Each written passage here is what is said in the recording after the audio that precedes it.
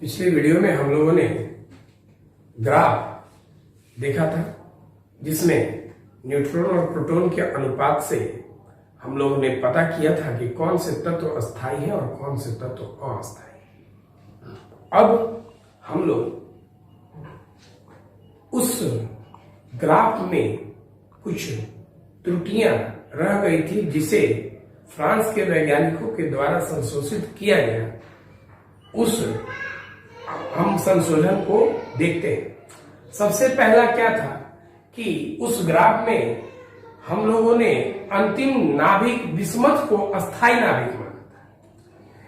तो 2003 तक हम लोग बिस्मथ को ही अंतिम अस्थायी नाभिक मानते चलते थे, लेकिन फ्रांस के वैज्ञानिक ने किया क्या कि 2003 में बिस्मथ से अल्फा कण को उत्पन्न किया। इसका मतलब ये अल्फा कण उत्पन्न करने का मतलब ये रेडियो सक्रिय तत्व है, ये अस्थायी है। जैसे इस प्रयोग से बिस्मथ से ये अल्फा निकल गया 2He4, तो अब यहाँ 83 में से 2 या 81 और 209 में से 4 गया 205, ये Tl जो तत्व बन गया। लेकिन इससे खैर इस तत्व की बात करने से पहले हम इसकी बात करते हैं। ये अल्फा कण जो उत्पन्न हुआ, इसका मतलब है कि बिस्मथ अल्फा कण उत्पन्न कर सकता है, इसका मतलब ये अस्थायी तत्व है। तो ये एक संशोधन हुआ उस ग्राफ का। तो अब इसके बाद ये समझेंगे कि ये अस्थायी है। तो अब बिस्मथ 83 के पहले जो लीड है 82, इसको अब हम अंतिम अस्थायी नाभिक मान के चलते हैं। तो अब जो आपको पीछे के ग्राफ में सारा कॉन्सेप्ट वही तरह का है, लेकिन ये जो है अस्थायी जो 83 तक था वो 82 में, अब वो अंतिम अस्थायी नाभिक वो 82 है। अब इसके बाद ये आपको बताया गया था उसमें कि 1 से 1.6 तक, लेकिन यहां बताया गया कि 1 से 1.5 तक अस्थायी नाभिक के लिए न्यूट्रॉन और प्रोटॉन का अनुपात होना चाहिए। 20 के लिए उसी तरह का न्यूट्रॉन प्रोटॉन का अनुपात 1 होता है, या लगभग 1 होना चाहिए अस्थायी नाभिक के लिए। तो न्यूट्रॉन प्रोटॉन के लिए माने न्यूट्रॉन प्रोटॉन का अनुपात 1 हो, माने न्यूट्रॉन प्रोटॉन बराबर हो। तो ये देखिए 10 में 10 और 20 में 20, ये 20 तक के लिए यहां पर न्यूट्रॉन प्रोटॉन के अनुपात बराबर है। तो ये जो है ये ग्राफ जो बताता है ये अस्थायी नाभिक का ये ग्राफ है। लेकिन ये 20 से अधिक के लिए 1 से 1.5 तक चला जाता है, तो ये 1 से बढ़ते बढ़ते ये 1.5 तक चला जाता है। बात समझिए थोड़ा ध्यान से, मतलब इस रेखा पर न्यूट्रॉन प्रोटॉन बराबर थे। अब यहां पर ये 20 से अधिक पर इधर अस्थायी नहीं है, 20 से अधिक पर ये वाले अस्थायी शिखर है। अब यहां पर जो ये नाभिक है, जो परमाणु है, उसके न्यूट्रॉन प्रोटॉन की संख्या ये अस्थायित्व की बताती है। इससे ऊपर वाले अस्थायी है, इससे नीचे वाले भी अस्थायी है, इससे ऊपर वाले में न्यूट्रॉन की संख्या अधिक है। तो न्यूट्रॉन प्रोटॉन का अनुपात अधिक होगा। तो अब इसको करना क्या होगा कि ये न्यूट्रॉन प्रोटॉन के अनुपात को कम करके यहां पर पहुंचेगा, कम करेगा। मान लीजिए कोई तत्व है, ये कम किया तो यहां आया, फिर कम किया तो यहां आ गया, जब ये यहां गया अस्थायी हो गया। तो जब तक यहां है अस्थायी है, और अस्थायी है तो ये रेडियो सक्रिय तत्व है और ये रेडियो सक्रियता उत्पन्न करेगा। उसी तरह इस तत्व में प्रोटॉन की मात्रा अधिक है, तो यहां पर ये प्रोटॉन उत्सर्जित करेगा, माने अल्फा धनावेश उत्सर्जित करेगा, माने अल्फा कण उत्सर्जित करेगा। अल्फा उत्सर्जन करके ये न्यूट्रॉन और प्रोटॉन के अनुपात को ये बढ़ाएगा। इस न्यूट्रॉन प्रोटॉन का अनुपात नीचे वाले में कम है, तो ये अल्फा माने उत्पन्न करके न्यूट्रॉन प्रोटॉन के अनुपात को बढ़ा के धीरे धीरे ऊपर चला जाएगा। जब इस लाइन पे आ जाएगा वो अस्थायी हो जाएगा, रेडियो सक्रियता उसका खत्म हो जाएगा। तो ये कैसे होगा? तो ये बीटा का उत्सर्जन करके करेगा और ये अल्फा का उत्सर्जन करके करेगा। ये हुई बात। तो जैसे आपको इस ग्राफ में क्या संशोधन हुआ? सबसे पहला संशोधन ये हुआ कि जो आप 83 को अंतिम अस्थायी मानते थे वो 82 अब अंतिम अस्थायी है। इसके बाद सभी नाभिक जो है अस्थायी हो गए। ये जो है अस्थायी शिखर है, इसके जो तत्व है सब अस्थायी है, लेकिन इसके ऊपर और नीचे के जो तत्व है वो अस्थायी है। इसमें न्यूट्रॉन और प्रोटॉन के अनुपात को कम करके यहां आना होगा, वो बीटा के उत्सर्जन से होगा। इसमें न्यूट्रॉन प्रोटॉन के अनुपात को बढ़ा के यहां पर जाएंगे आप, तो ये अल्फा के उत्सर्जन से होगा। ध्यान से समझेंगे। अस्थायी नाभिक के लिए यहाँ पे दिया कि 1 से 1.5 के बीच होना चाहिए। 20 से कम के लिए आप जानते हैं कि न्यूट्रॉन प्रोटॉन का अनुपात 1, या लगभग 1 होना चाहिए। 20 से अधिक के लिए वही 1 से बढ़ के 0.5 तक जाना चाहिए। अब हम लोग इसके बाद अगला टॉपिक अल्फा के क्षय को देखेंगे। अल्फा क्षय के लिए अब हमें अल्फा के गुण को सबसे पहले जानना हो। तो अल्फा का गुण में पहला आप जान लीजिए कि अल्फा का आवेश हीलियम नाभिक के आवेश के बराबर होता है।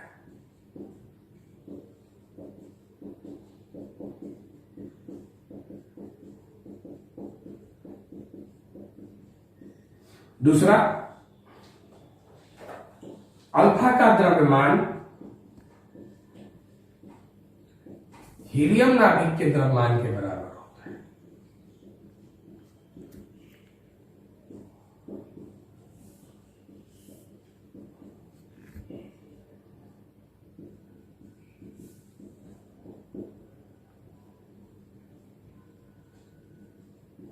अब देखिए हीलियम नाभिक, तो हीलियम नाभिक की बात करें हम, तो हीलियम में क्या है, 2 न्यूट्रॉन और 2 प्रोटॉन।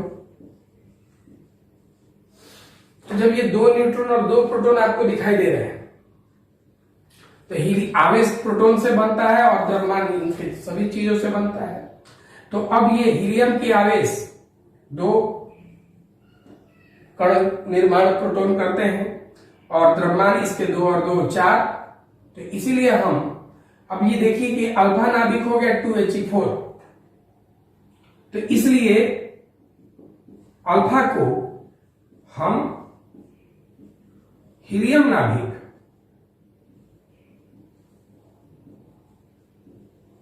द्वारा सूचित करते हैं। माने 2He4 के द्वारा सूचित करते हैं। अल्फा को जब भी आप सूचित करेंगे 2He4 के द्वारा। अब इसके बाद इसका तीसरा गुण, इसका वेग 1.4 मीटर प्रति सेकंड से 1.4 मीटर 1.4 गुना 10 का पावर 7 मीटर प्रति सेकंड से 2.1 गुना 10 का पावर 7 मीटर प्रति सेकंड तक होता है।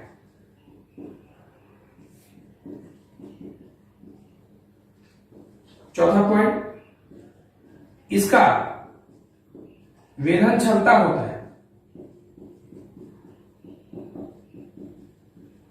परंतु बीटा और गामा से कम होता है।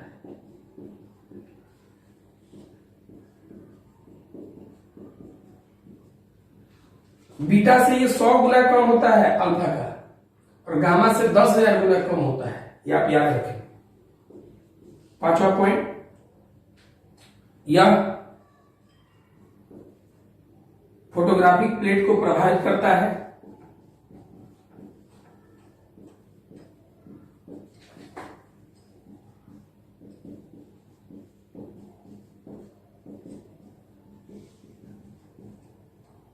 छठा पॉइंट, यह वैद्युत क्षेत्र एवं चुंबकीय क्षेत्र से विचलित हो जाते हैं।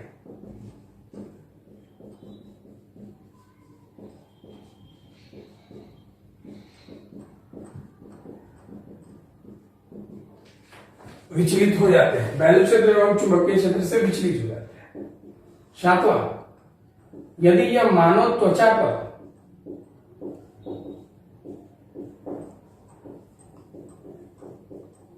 आता है तो ज्वलन उत्पन्न करता है।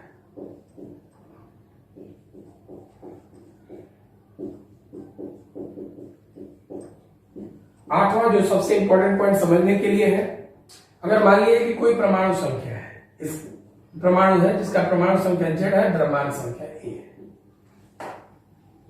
तो ये अगर अल्फा उत्पन्न करता है, अल्फा माने 2He4, तो पहले इस परमाणु का परमाणु संख्या Z था, तो अब ये Z में से तो 2 घट गया, तो नया जो बनेगा वो Z में से 2 घट के आवेश बनाएगा।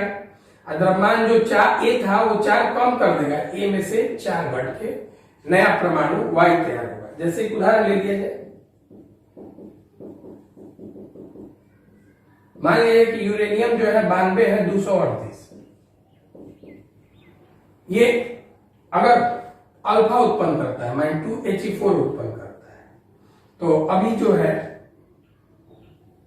92 में से 2 चला गया तो ये 90 और 238 में से चला गया तो 234। ये नया जो तत्व बनेगा Y, तो इस Y के जगह पे हम क्या लिखेंगे TH, जिसका परमाणु संख्या 90 होता है। तो इसमें आपको दिखाई दिया कि अल्फा कण के ये गुण है। अब अल्फा कण के गुण के बाद हम लोग अल्फा कण का क्षय पढ़ेंगे। अब इस अल्फा क्षय में हम लोग जो अभिक्रिया होता है उसको पहले लिखते हैं। जैसे मान लीजिए X है, इसका परमाणु संख्या Z, द्रव्यमान संख्या A। अभी अल्फा उत्पन्न करेगा तो ये 2He4 उत्पन्न करा, ये अल्फा हो गया। ये अब यहां नया परमाणु जो आएगा Y, उसका Z में से 2 कम होगा और A में से 4 कम होगा। इसको जब ये उत्पन्न करेगा तो इसके साथ ये ऊर्जा उत्पन्न करेगा। ये जो ऊर्जा उत्पन्न करेगा तो ये ऊर्जा कैसे उत्पन्न किया, कहां से ये ऊर्जा आया, तो इसके बारे में हमने आपको बताया था एक दिन, द्रव्यमान क्षति क्या बात है। तो इस अभिक्रिया में कहीं ना कहीं द्रव्यमान का क्षति होता है। इस अभिक्रिया में कहीं ना कहीं द्रव्यमान कम हो जाता है और वही जो द्रव्यमान कम हुआ है वही इस ऊर्जा का निर्माण करेगा। तो यह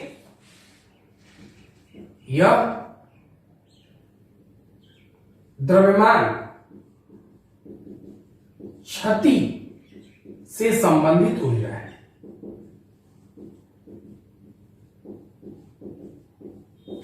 तो अब मान लीजिए कि इसका द्रव्यमान है, मान लो बाबू mx, इसका द्रव्यमान मान लीजिए my और अल्फा का द्रव्यमान m अल्फा। तो जो द्रव्यमान क्षति हुआ है उसको आप इसमें से इतना घटा देंगे। द्रव्यमान क्षति को आप डेल्टा m से सूचित करते हैं, इसमें से ये द्रव्यमान घटा देंगे। इनका द्रव्यमान पहले द्रव्यमान था mx, इसके बाद जो ये द्रव्यमान हुआ वो my प्लस m अल्फा, ये दोनों का द्रव्यमान जोड़ के इसमें से इतना घटा दे तो पता चला बाबू कि ये द्रव्यमान क्षति हुआ है। यही जो यहाँ जो ऊर्जा उत्पन्न हो रहा है वो द्रव्यमान क्षति का ऊर्जा है। तो ये जो द्रव्यमान क्षति का ऊर्जा है Q बराबर निकाल रहे हैं आप, तो द्रव्यमान क्षति का ऊर्जा डेल्टा m गुना c², आइंस्टीन ने बताया था। ये चूंकि ये ऊर्जा है, इसका ऊर्जा E बराबर mc² से प्राप्त हुआ, तो E की जगह Q लिखेंगे, द्रव्यमान क्षति डेल्टा m गुना c², Q बराबर डेल्टा m का मान mx minus my plus m alpha गुना में c²। इसका उपयोग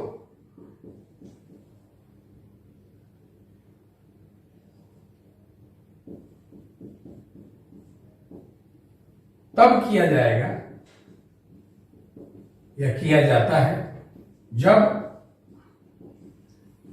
द्रव्यमान केजी में और c को मीटर प्रति सेकंड में दिया गया है,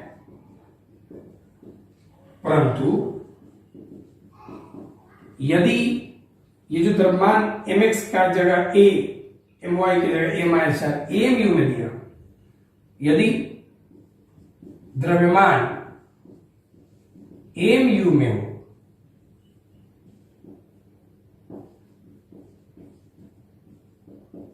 तब डायरेक्ट Q का मान निकलेगा कैसे, mx में से my प्लस m अल्फा, तो इसमें आप 931 से गुना कर लेंगे तो ये मेगा इलेक्ट्रॉन वोल्ट में ये आपको ऊर्जा दे देगा।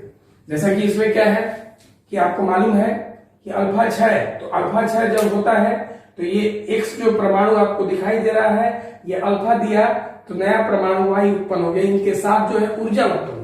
तो ये ऊर्जा कहां से उत्पन्न होगा, तो इसके निर्माण के समय कहीं ना कहीं द्रव्यमान कम हो जाता है और ये द्रव्यमान जो कम हुआ है वही ऊर्जा के रूप में उत्पन्न होता है, आपको ये मालूम है, और इसे हम द्रव्यमान क्षति का ऊर्जा कहते हैं। तो इसकी ऊर्जा को आपको आइंस्टीन ने बताया था कि E बराबर mc² से प्राप्त किया जाता है। तो इस E के जगह आप तो Q लिखेंगे आप।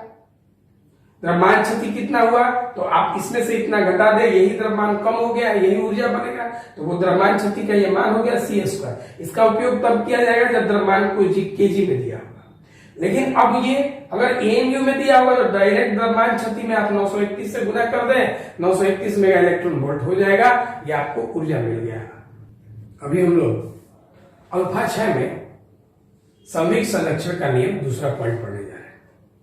अब जैसे मान लिया जाए यहां संवेग संरक्षण के नियम का पालन होता है, ध्यान दीजिएगा। मान लीजिए कि एक परमाणु जिसका परमाणु संख्या Z और द्रव्यमान संख्या A एक नाभिक का है, और ये करता क्या है कि एक अल्फा कण उत्सर्जित करता है, जो ये परमाणु है। अब ये अल्फा कण उत्सर्जित करता है, मान लीजिए कि ये हुआ अल्फा, और ये इसके साथ एक परमाणु दिया हुआ है, इससे ये छोटा होगा, अल्फा तो खैर बहुत कम द्रव्यमान का होता है, इसकी तुलना में इसका द्रव्यमान कम होता है। अब ये जो यहां संवेग संरक्षण की हम बात कर रहे हैं, आपको ये बात मालूम है, फर्स्ट ईयर में हमने बताया था कि यदि किसी प्रक्रिया में बाह्य बल न लगे तो उसका कुल संवेग संरक्षित होता है, माने जितना टोटल संवेग बाद में होगा उतना ही पहले होगा, संरक्षित है यहां पे। अब ये प्रारंभ में, ये तो आपको मालूम है कि प्रारंभ में ये स्थिर अवस्था में है, इसका वेग स्थिर है। इसका वेग क्या है? स्थिर है, इसका वेग 0 है। प्रारंभिक वेग इसका क्या है? 0 है। अब जैसे मान लिया जाए कि ये जो x था, अगर ये अल्फा दे दिया, तो अल्फा जब ये दे दिया तो इसका मतलब ये x खत्म होकर अब y में बदल गया। अब आप इस चीज को सोच सकते हैं, इस संवेग की बात हो रही है। अब थोड़ा सा ध्यान देंगे, जैसे मान लिया जाए कि अगर कोई ये एक बंदूक है और इस बंदूक में आप गोली डालते हैं, तो बंदूक और गोली जो हो गया वो x हो गया। तो जब ये बंदूक से आप गोली छोड़ते हैं तो गोली आगे जाता है, बंदूक की तरफ पीछे, इसको हम रिक्वायरिंग कहते हैं। तो हम ये बात समझिए थोड़ा ध्यान से। उसी तरह से जैसे ये बंदूक और गोली है, मतलब x है, इससे आप जब गोली छोड़ते हैं तो ये क्या करता है? पीछे आता है, गोली आगे जाता है और बंदूक पीछे आता है। तो ये हो गया गोली की तरह और ये बंदूक की तरह काम करेगा, ये रिक्वायरिंग होगा। तो ये जो आपको ये जो जाता है वो आगे जा रहा है और उसी समय ये पीछे आ रहा है, इसका वेग आगे होगा, इसका वेग पीछे होगा। तो इसके वेग को आप वेलोसिटी अल्फा मान लीजिए और इसके वेग को वेलोसिटी y मान लीजिए। इसके द्रव्यमान की बात करें हम तो इसके द्रव्यमान को mx माने, इसके द्रव्यमान को आप my माने और इसके द्रव्यमान को m अल्फा माने। ये यहां पे इसका प्रारंभिक संवेग होगा pi, संवेग का सूत्र द्रव्यमान गुना वेग होता है, p बराबर m। ये दोनों मिला के अंतिम संवेग होगा, फाइनल मोमेंटम pf। अब ये देखिए, तो अगर आप ये बात करें, थोड़ा सा ध्यान से समझेंगे बात को अच्छी तरह से। ये दोनों को मिला के आपको pf अंतिम संवेग प्राप्त होगा, इसका प्रारंभिक संवेग होगा। तो द्रव्यमान गुना वेग, द्रव्यमान कितना है? mx, गुना वेग कितना है? 0। तो प्रारंभिक संवेग हो गया इसका 0। अंतिम संवेग कैसे? इसका संवेग जो मिलेगा वो कैसे मिलेगा? तो अल्फा का संवेग प्लस y का संवेग, अल्फा का संवेग और y का संवेग आप जोड़ेंगे तो आपको दोनों का संवेग जोड़ने से इन दोनों का अंतिम संवेग, ये प्रारंभिक संवेग और ये अंतिम संवेग। तो अब ये चिन्ह परिपाटी से अगर आप देखते हैं तो चिन्ह परिपाटी से ये वेग अगर प्लस है तो ये वेग को माइनस रखना होगा। तो आप इसका संवेग निकालो, अल्फा का संवेग, द्रव्यमान गुना वेग m अल्फा गुना v अल्फा।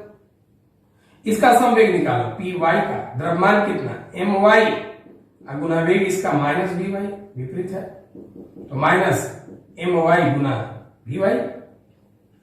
अंतिम संवेग की बात करें हम pf, अल्फा का m alpha v alpha plus py का बात माइनस my vy।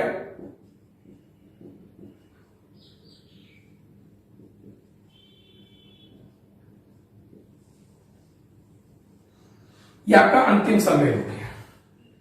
आपको मालूम है इस प्रक्रिया में कोई बाह्य बल नहीं लग रहा है, इसलिए यहां कुल संवेग संरक्षित है। क्योंकि कुल संवेग संरक्षित है, संरक्षित है इसका मतलब है अंतिम संवेग जो है वो प्रारंभिक संवेग के बराबर है।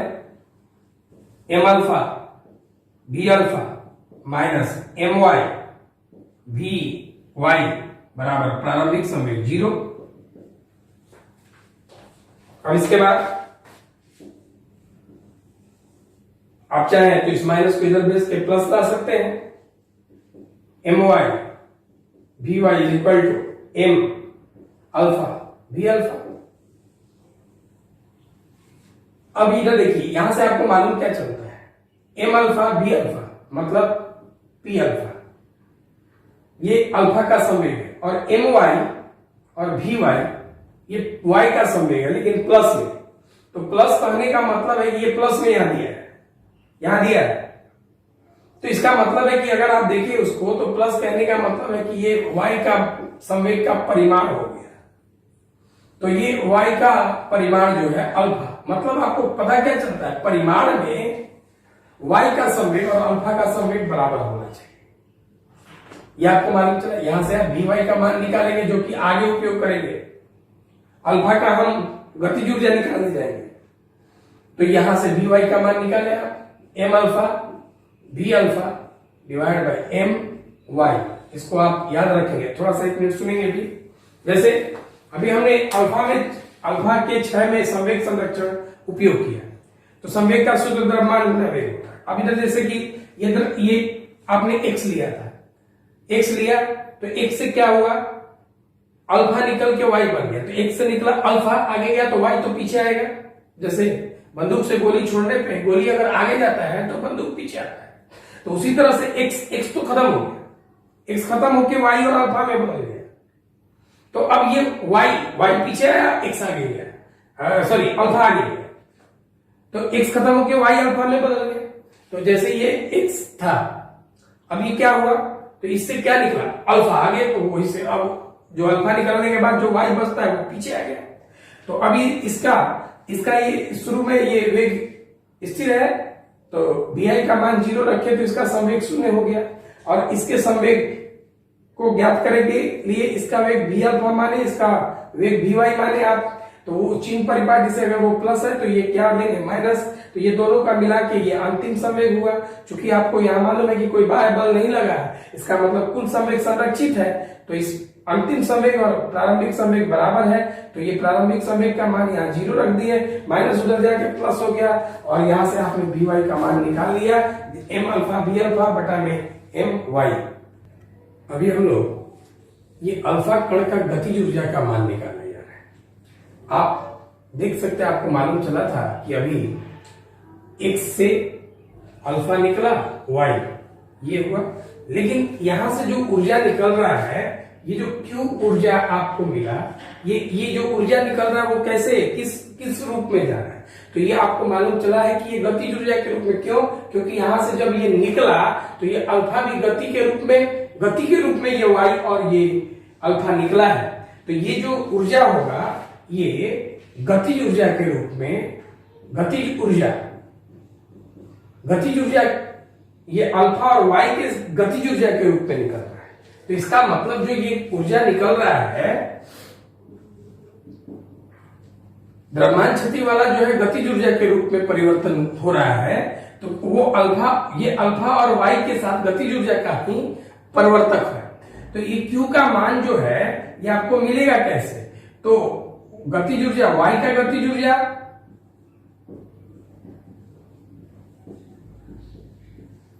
प्लस अल्फा का गतिज ऊर्जा,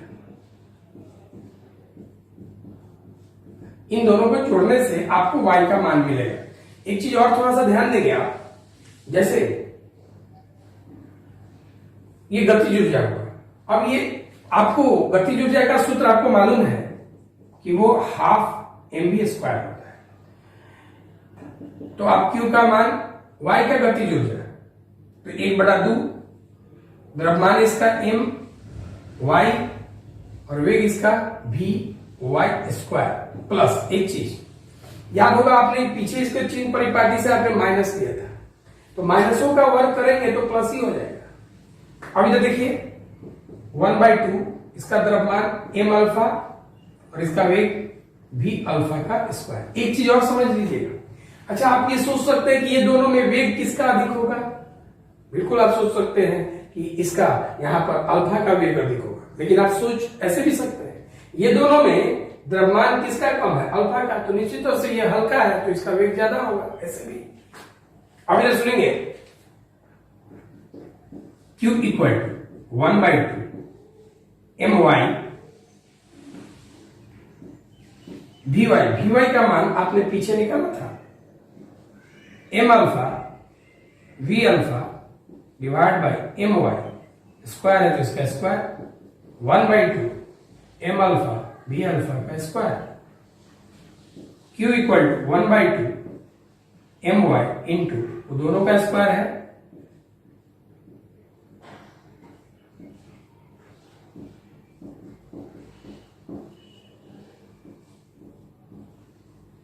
एक my से एक my कैंसिल हो जाएगा,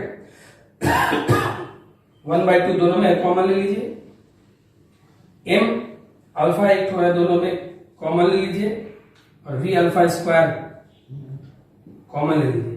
यहां एक m अल्फा बच गया डिवाइड बाय एक my बच गया, यहां से सब कुछ बाहर आ गया तो वहां 1 लिख लेंगे हम।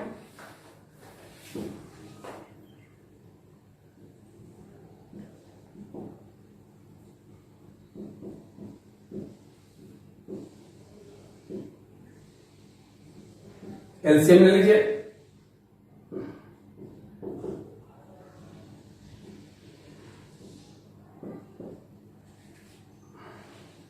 इस my को उधर भेज दीजिए और इसको लाके इधर भाग में कर दीजिए। m अल्फा my बराबर 1/2 m alpha v alpha square. जरा देखिए तो आपको ये पता चलता है कि half m alpha v alpha square ये क्या है? अल्फा का गति ऊर्जा है। तो आप इसको लिख सकते हैं अल्फा का गतिज ऊर्जा बराबर Q into my divide by m alpha plus my। जैसे आपने अल्फा का गतिज ऊर्जा निकाल ली, ये मान इसका निकल गया, उसी प्रकार आप चाहें तो y का भी निकाल सकते हैं।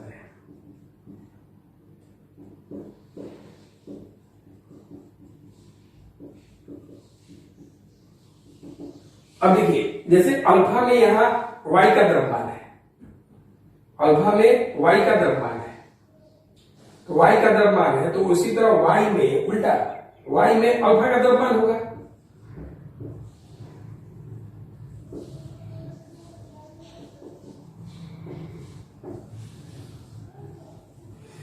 अब एक चीज और यहां से आप सोच भी सकते हैं क्या कि Q में अल्फा के लिए बात करें, Q यहां भी Q है, इसमें my y का द्रव्यमान, y भारी है उसका द्रव्यमान ज्यादा है, तो Q में आप ज्यादा से गुना किए तो इसका मतलब गतिज ऊर्जा ज्यादा मिलेगा। यहाँ Q में अल्फा का द्रव्यमान, अल्फा छोटा है द्रव्यमान कम है, तो द्रव्यमान Q में यहाँ छोटा से गुना किए तो इसका मतलब आपको छोटा मान प्राप्त होगा और इसका मतलब गतिज ऊर्जा इसका क्या होगा? कम होगा। ध्यान से बातों को समझिए। और भी है थोड़ा सा इसमें समझने वाला बात कि आपको ये मालूम है कि इसके द्रव्यमान संख्या को आप ए लिखते हैं, ई इसका द्रव्यमान संख्या है, इसका द्रव्यमान संख्या आप a-4 लिखते हैं और इसके द्रव्यमान की जगह आप 4 लिखते हैं। तो अगर लेकिन जब द्रव्यमान एमयू में दिया हो, Q मेगा इलेक्ट्रॉन में वोल्ट में,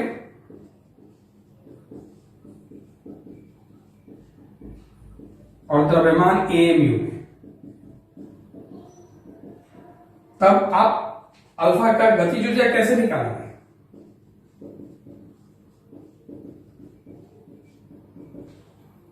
तो आप Q की जगह Q mu वाला लिखिएगा, my y का द्रव्यमान कितना है? a-4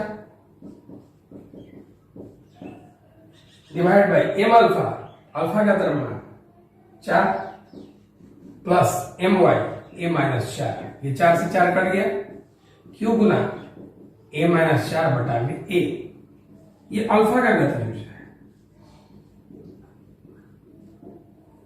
बात समझिएगा। अल्फा का गतिज ऊर्जा है। उसी तरह से अगर y का गतिज ऊर्जा निकालना y के लिए, तो y के लिए आप चाहें तो उसी तरह q m alpha m y का मान रख के आप यहां से निकाल सकते हैं। नहीं तो एक और तरीका है, जैसे q बराबर आपको मालूम है y का गतिज ऊर्जा प्लस अल्फा का गतिज ऊर्जा, काइनेटिक एनर्जी मतलब। तो जब यहां से आप q आप पहले निकाल चुके हैं डेल्टा m करके, mx minus my plus m alpha bracket में घटा के आपने निकाल लिया था, गुना 931 किया था, आपको वहां से q मिल जाता है और यहां से आपको अल्फा मिल गया। तो ऐसा करते हैं कि आप इसको q में से आप इधर लाके y वाला ये इधर लाके आप घटा देंगे q में से, तो आपको y का गतिज ऊर्जा मिल जाएगा। आप चाहे तो डायरेक्ट ऐसे भी प्राप्त कर सकते हैं। ये हुआ अल्फा का गतिज ऊर्जा। अब हम लोग बीटा 6 के लिए बीटा का गुण और गामा का गुण देखेंगे। अभी हम लोग बीटा और गामा का गुण देखेंगे। तो बीटा का गुण पहले देखते हैं। बीटा कण का जो आवेश है -1.6 गुना 10 का पावर -19 गुना इलेक्ट्रॉन के आवेश के बराबर। बीटा का जो द्रव्यमान है वो 9.1 गुना 10 का पावर -31 केजी के बराबर, माने ये भी इलेक्ट्रॉन के द्रव्यमान के बराबर है। और इसका वेग जो है प्रकाश के वेग से 33 से 99% तक होता है। 33% करने पर 9.9 गुना 10 का पावर 7 लगभग आएगा, और ये 2.97 99% से गुना 10 का पावर 8 मल्टीप्लिकेशन आएगा। तो इसका मतलब ये है कि बीटा जो है ऊपर से मालूम चला कि इलेक्ट्रॉन की तरह का है और इसका वेग उच्च है। तो इसका मतलब है कि इसे हम तीव्र गति का इलेक्ट्रॉन कह सकते हैं। ये इलेक्ट्रॉन है इसलिए हम इसको इस तरह से सूचित करते हैं। अब मान लिया कि कोई अगर बीटा उत्पन्न करता है मतलब ये इलेक्ट्रॉन उत्पन्न करता है, और अगर कोई परमाणु संख्या मान लीजिए x है, z के लिए x के लिए z है और ये द्रव्यमान संख्या a है, तो अब अगर ये इलेक्ट्रॉन उत्पन्न करता है, इलेक्ट्रॉन मतलब बीटा, तो अब जो नया परमाणु बनता है, अब इसको देखिए तो ध्यान से, तो अब इस नए परमाणु के लिए a में से कितना घटेगा 0। नया परमाणु मान लीजिए y बन रहा है, इसके लिए z में से ये क्या घटेगा -1। a में से 0 घटा तो ये a रह गया, ये माइनस माइनस क्या हो जाएगा प्लस, ये z +1। तो इसका मतलब ये है कि नया जो परमाणु बन रहा है उसका परमाणु संख्या माने आवेश संख्या 1 बढ़ जाएगा और द्रव्यमान संख्या में कोई परिवर्तन नहीं होगा। इसका वेधन क्षमता जो है अल्फा से अधिक होता है, लेकिन गामा से क्या होता है, कम होता है। यह फोटोग्राफिक प्लेट को प्रभावित करता है, यह विद्युत क्षेत्र और चुंबकीय क्षेत्र से विचलित हो जाता है। गामा की बात करते हैं, चूंकि गामा पर कोई आवेश नहीं है इसलिए इस पर विद्युत क्षेत्र और चुंबकीय क्षेत्र का कोई प्रभाव नहीं होता है। गामा फोटोन स्थिर द्रव्यमान इसका 0 होता है। गामा किरण एक विद्युत चुंबकीय तरंग है, जैसा कि पहले बार में ही परिभाषा में आपने देखा था। गामा किरण का वेधन क्षमता सबसे अधिक है तीनों से। यह नाभिकीय अभिक्रिया उत्पन्न करता है और ये फोटोग्राफिक प्लेट को प्रभावित करता है। एक पॉइंट इसमें और बढ़ सकता है क्या, अगर ये परमाणु संख्या z और a है और ये अगर गामा उत्पन्न करता है तो इसके z में से भी 0 घटेगा, माने z रह जाएगा, a में से 0 घटेगा तो a रह जाएगा, कोई परिवर्तन नहीं हुआ, ये x का x रह जाएगा। ये बीटा और गामा का गुण था। इसके बाद हम लोग बीटा 6 और गामा 6 के बारे में पढ़ेंगे अगले वीडियो में।